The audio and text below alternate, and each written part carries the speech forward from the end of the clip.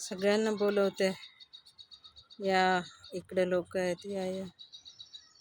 हे बघा हे पक्षी सगळ्यांना बोलवायला लागले, सगळ्यांना बोलवायला लागले. हां, का बोलवती? काय नाही करत. हे बघा,